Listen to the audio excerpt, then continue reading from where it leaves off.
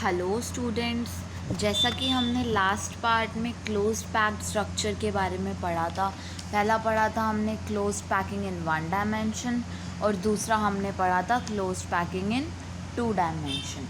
आज हम पढ़ेंगे क्लोज्ड पैकिंग इन 3 डायमेंशन। तो closed packing in 3 dimension, 3D के बारे में सबको पता है। 3D स्ट्रक्चर क्या स्ट्रक्चर होते हैं। तो पहले हम पढ़ते हैं क्लोज्ड पैकिंग इन 3 डायमेंशन। जब एक लेयर दूसरी लेयर के ऊपर आती है और ऐसी बहुत सारी लेयर्स एक दूसरे के ऊपर आती हैं तो वो एक क्लोज्ड पैक स्ट्रक्चर बनाती हैं, जिससे 2 डायमेंशनल लेयर, एक 2 डायमेंशनल लेयर दूसरी 2 डायमेंशनल लेयर के ऊपर आएगी तो वो एक 3D स्ट्रक्चर बनाएगी। तो इसमें भी आगे टाइप्स होते हैं। पहला हम पढ़ेंगे 3D closed packing from 2 dimensional square closed pack layer. 2 dimensional square closed pack layer ये वाली थी,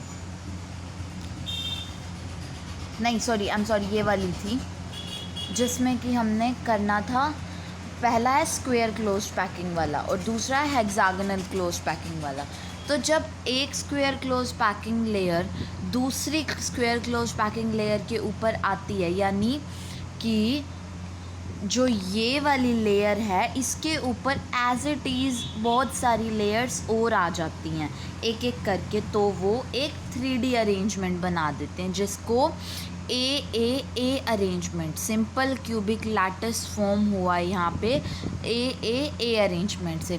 इसमें हमने पढ़ा था कि ये जो है वो ए अरेंजमेंट है, क्योंकि ये इक्वल हैं, इसीलिए ये ट्रिपल ए अरेंजमेंट से 3D square closed pack structure बना है। तो नेक्स्ट है 3D closed packing from hexagonal closed pack layer. अब हमने हेक्सागोनल क्लोज्ड पैकिंग लेयर तो देखी थी, जिसमें ए बी ऐसी लेयर्स बनेंगी। तो इसमें अब मैं आपको बताती हूँ, लाइक ये वाली जो है, ठीक है। अब इसमें देखो, जो ये रहा हमारा ए, ये हमारी बी, ये हमारा ए, इसमें ये पोर्शन हमारा ए, ये बी और ये ए, इस टाइप से वो हों। मैं आपको बना के दिखाती हूँ।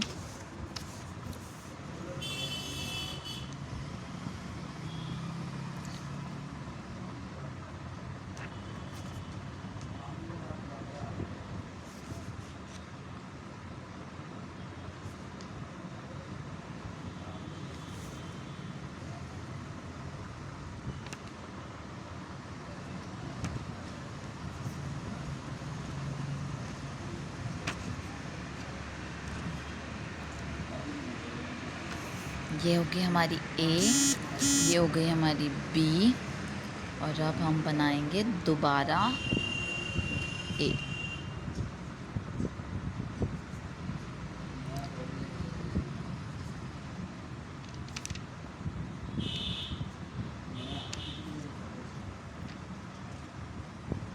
तो ये हो गया हमारा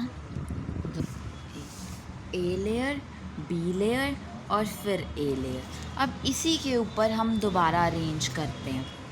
अब इन दोनों के बीच में हमने एक फॉर्म किया, फिर दूसरा इन दोनों के बीच में, तीसरा फिर इन दोनों के बीच में, चौथा और ये फिफ्थ। अब बनाएंगे हम इसकी बी लेयर, जो कि यहाँ से स्टार्ट होगी।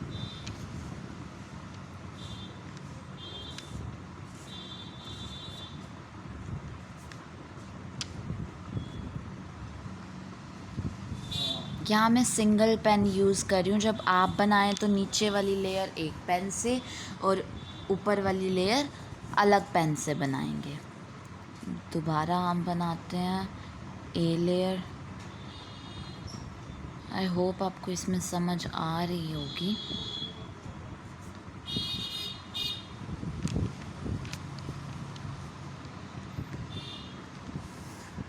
तो ये बन गई। समझ आया कैसे किया हमने? एक स्टैक्ड लेयर दूसरी लेयर के ऊपर आ गई, तो इसमें ए बी ए के ऊपर अगेन ए बी ए आ गया। ए अरेंजमेंट। तो ये जो बना है वो ए अरेंजमेंट से बना है।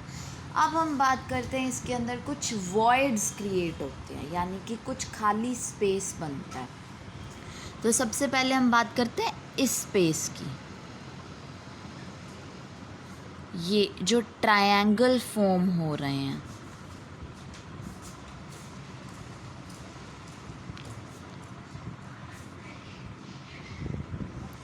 ये कुछ स्पेसेस हैं। तो ये जो वॉइड्स क्रिएट हो रहे हैं इनके बारे में हम बात करते हैं। ये भी दो टाइप के वॉइड्स होते हैं। पहला टेट्राहेड्रल वॉइड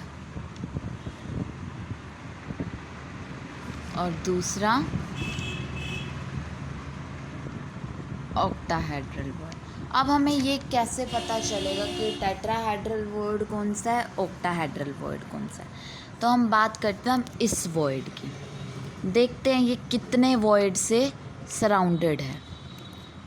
1 2 3 और एक इसके नीचे वाला 4, यानी कि ये कुछ ऐसा स्ट्रक्चर बन जाएगा। 1 2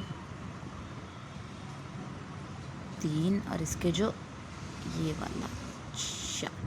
तो ये जो वॉइड क्रिएट हो रहा है ये है टेट्राहेड्रल वॉइड। अब हम बात करते हैं कि ऑक्टाहेड्रल वॉइड कैसे क्रिएट हो रहा है। अब हम देखते हैं ये वाला वॉइड।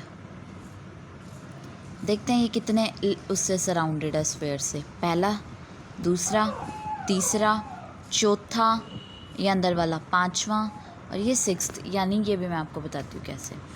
अब ये हो गया एक स्फीयर, ये हो गया दूसरा स्फीयर, ये तीसरा स्फीयर। सेम लेयर इसके ऊपर आए ऐसे। समझ आई कैसे? इसको थोड़ा बड़ा बड़ा बना के दिखाती हूँ। पहला वॉइड, पहला स्फीयर, दूसरा स्फीयर और ये तीसरा स्फीयर। अब इसी के ऊपर एक लेयर आएगी। ये पहला स्फीयर, ये दूसरा स्फीयर और ये तीसरा स्फीयर। अब ये वाला जो वॉइड क्रिएट हुआ ये है ऑक्टाहेड्रल वॉइड,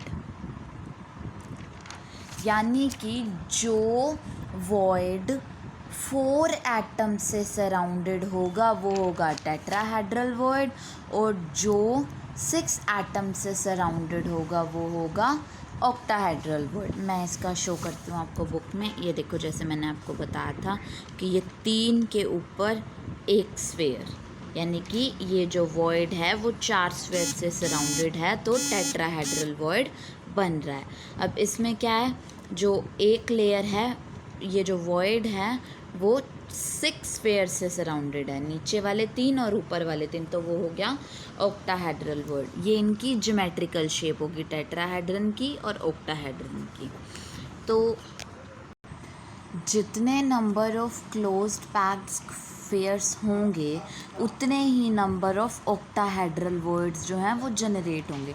यानी कि अगर हम देखते हैं कि क्लोज्ड पैक्ड स्फीयर्स n हैं तो ऑक्टाहेड्रल वॉइड्स भी n हैं, और टेट्राहेड्रल वॉइड्स जो हैं वो उसके डबल होते हैं। ठीक है, ये मैं आपको कल बताऊंगी कि हम इन्हें काउंट कैसे करेंगे। तो आज के लिए इतना ही। Bye bye.